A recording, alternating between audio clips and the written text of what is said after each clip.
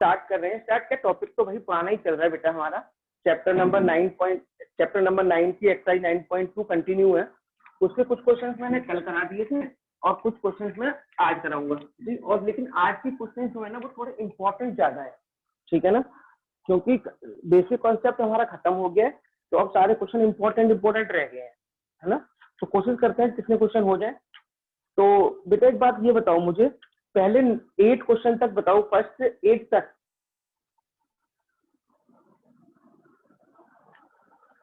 Eight तक कौन कौन से क्वेश्चन रह गए हैं?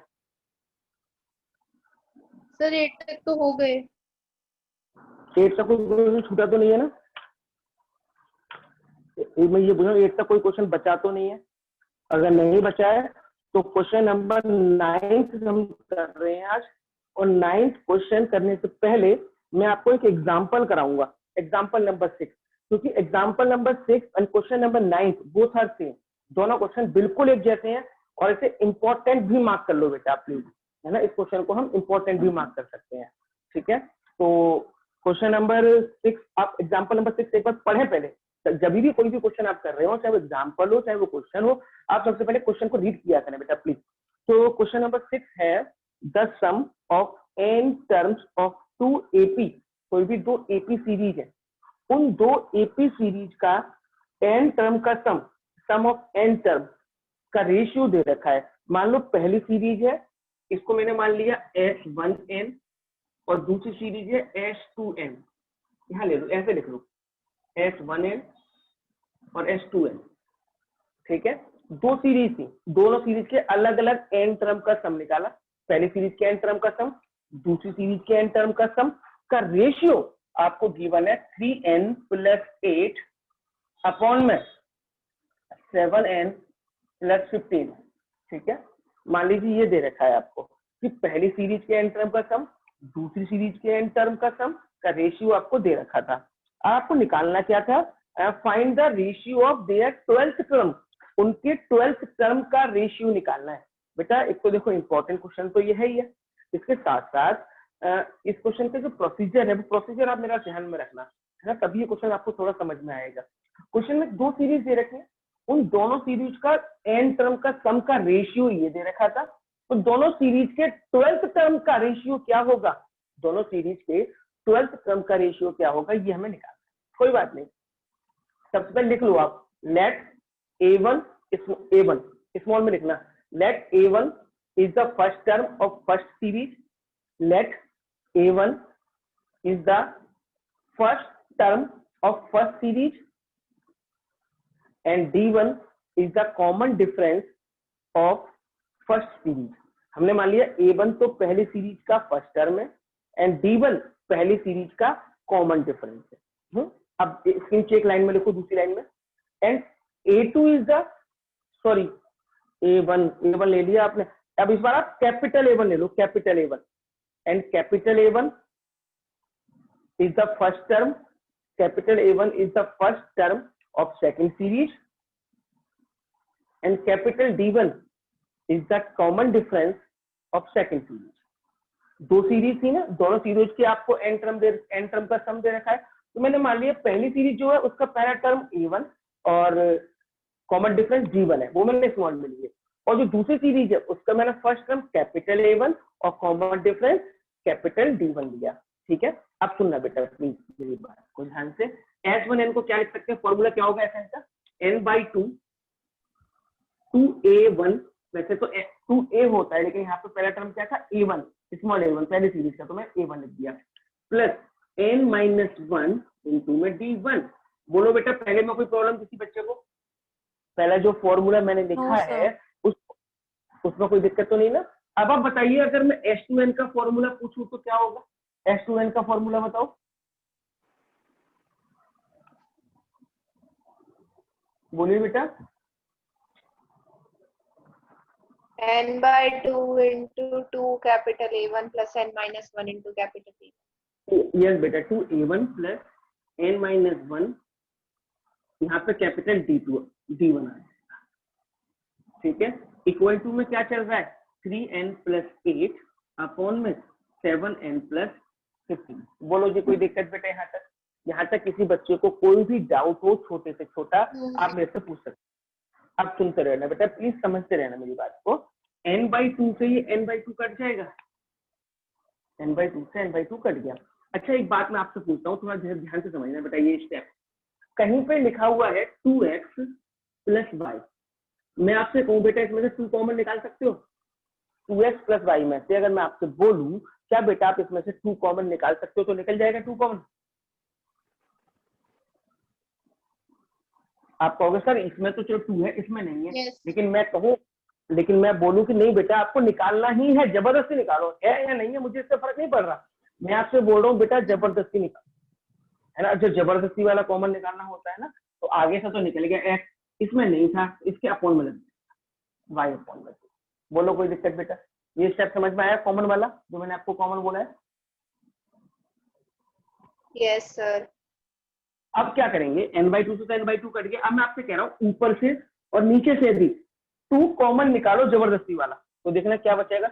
2 कॉमन निकाला तो बचेगा a1 + n-1 d1 अपॉन में 2।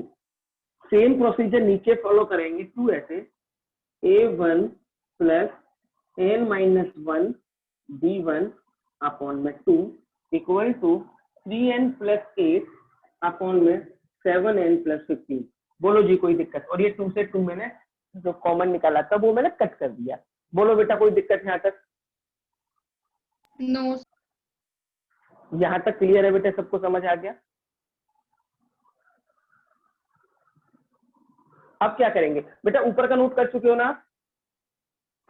Yes, sir.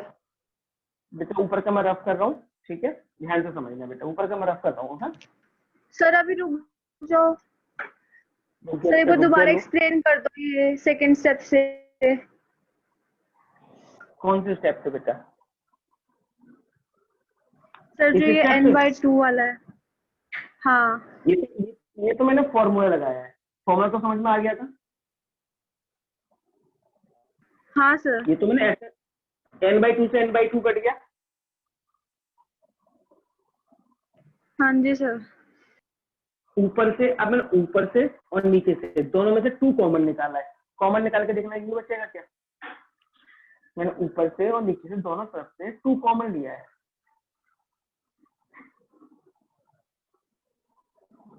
टू कॉमन निकालना आता है बेटा ये वाला आपको स्टेप। ये यहाँ से देख लो, जैसे मैंने बताया था 2x + y कहीं लिखा हुआ है और मैं आपसे कहूँ कि 2 कॉमन निकालो, आप कहोगे सर 2 तो पीछे तो है ही नहीं 2। अगर मैं पीछे कॉमन नहीं है 2 निकालने के लिए, लेकिन मैं आपसे बोल रहा हूँ बेटा 2 कॉमन चाहिए मुझे निकालना है, तो आप क्या करेंगे, निकाल सकते हैं। x यहाँ पर x बच गया प्लस यहाँ पर 2 था ही नहीं तो इसके अपॉन में लग जाएगा 2, तो क्या हो जाएगा 2 बाहर आने के बाद x + y अपॉन में 2। तो मैंने सेम प्रोसीजर फॉलो किया, ऊपर से भी 2 कॉमन निकाला, नीचे से भी 2 कॉमन निकाला, 2 से 2 कट गया। अब बताओ कोई दिक्कत है मानसी? नो सर हो गया क्लियर। चलो अब ऊपर का मैं रफ कर रहा हूँ, है ना। ऊपर ये 2 से 2 कट करने के बाद का स्टेप है वो लिख रहा हूँ। तो क्या बचा, a1 + n-1 अपॉन में 2 d1, capital A1 + n-1 upon में 2 capital D1, 3n + 8 upon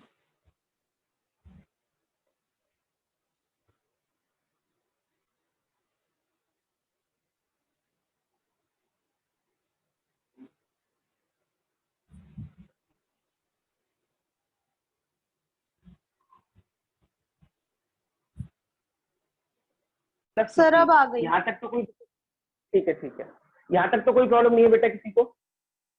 no sir. अब देखना, अब इस क्वेश्चन का सबसे ज्यादा मेन स्टेप आने वाला है, ठीक है। और वो मेन स्टेप ऐसा है कि जिसके बिना, इस मेन स्टेप के बिना ये क्वेश्चन पॉसिबल नहीं है। ये स्टेप आपको थोड़ा माइंड में याद रखना पड़ेगा। कैसे याद रखना पड़ेगा वो आपको बताता हूँ। ये जो D1 के साथ में है, पुट n-1 अपॉन में 2, इस वैल्यू को आप हमेशा उसके इक्वल रखेंगे जो टर्म आपको निकालना है, उससे कम वाली वैल्यू के इक्वल रखेंगे। आपको कौन से टर्म का रेशियो निकालना है बेटा इस क्वेश्चन में? आपको 12th टर्म का। तो n-1/2 की वैल्यू किसके बराबर हो जाएगी? 11 के बराबर। अब आप कहोगे सर ये क्यों रख रहे हो आप एक कम के बराबर, ये मैं आपको अगले स्टेप में समझाऊंगा। लेकिन ये स्टेप आपको याद रखना है कि ये वाली जो वैल्यू है n-1/2 वाली जो वैल्यू है, इस वैल्यू को हमेशा उस टर्म के इक्वल रखेंगे, उसके एक कम के इक्वल रखेंगे जो टर्म आपको निकालना है। अगर सपोज करो आपको 18th टर्म का रेशियो पूछा होता, 18वें टर्म का रेशियो, तो बताओ n-1/2 को किसके बराबर रखते? 17 के।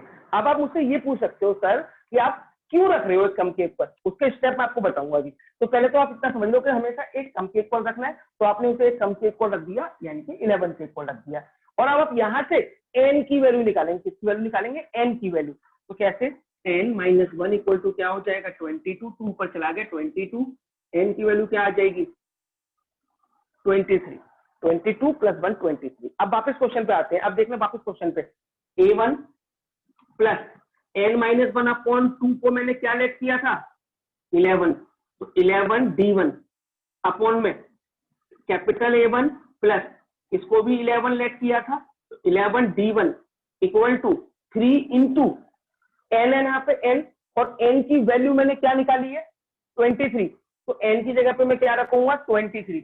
3 इंटू 23 प्लस 8 अपॉन में 7 इंटू 23 प्लस में 15। पहले ये बताओ यहां तक इस स्टेप में कोई दिक्कत है क्या किसी बच्चे को?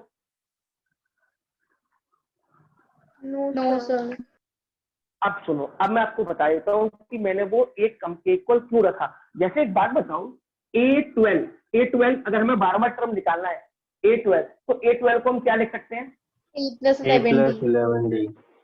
A plus 11D, यानी कि अगर 12th टर्म निकालना है तो D के साथ में उससे एक वैल्यू कम क्या चाहिए होती है? हमें कम चाहिए होती है ना। A12 को हम लिखेंगे A plus 11D। अगर मुझे A20 निकालना है तो A plus 19D, यानी D के साथ में हमेशा एक वैल्यू कम आती है। तो देखना ये वाली जो वैल्यू थी n-1/2 किसके साथ में थी? D के साथ में जो थी।